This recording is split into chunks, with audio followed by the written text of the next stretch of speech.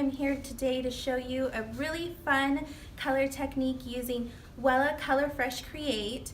My inspiration for this color came from all of our fun fashion that we're seeing right now in spring. I'm loving the very bold golds, futuristic yellows, and of course that living color. Let me introduce you to my client Annie.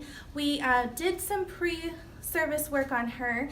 I started out with using Wella Blondor to lighten her roots to ends and to create this kind of level 7, level 8 golden tone, which is going to be perfect for our color palette to adhere to.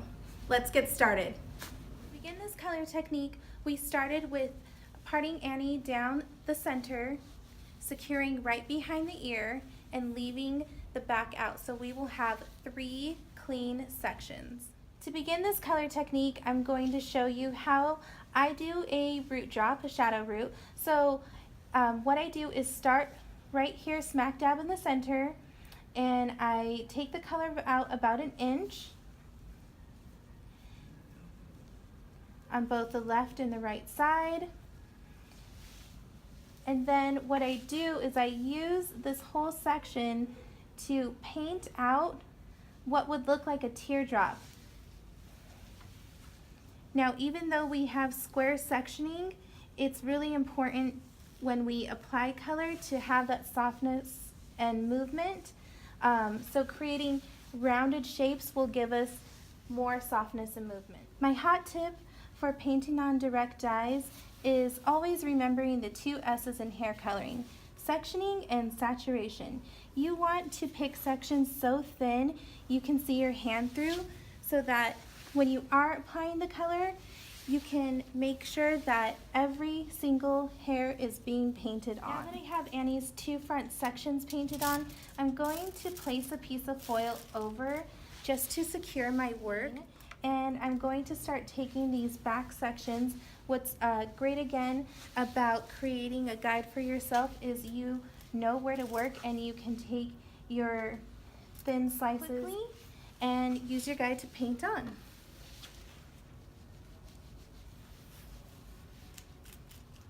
Now that I have Annie's shadow root applied, I'm going to take a 1-inch section all the way around her head in a radial form, and from there what I'm doing is creating 1-inch subsections vertically to paint on the 2 different types of yellow that I am using in her color technique.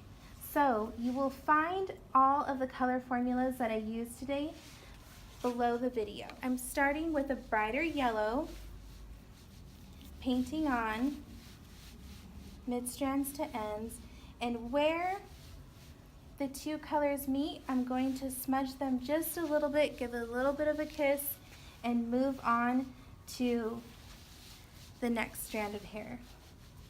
It's a good time to grab a towel, as you will need to wipe off your gloves between the 2 new yellows.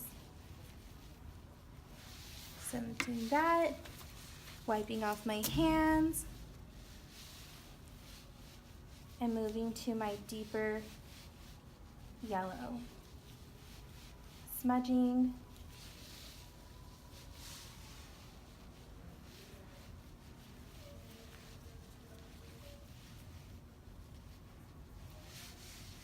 And you'll complete this process all the way to the top of the head, and you'll see eventually that you have a brick-lay pattern of yellows with your coral shadow root.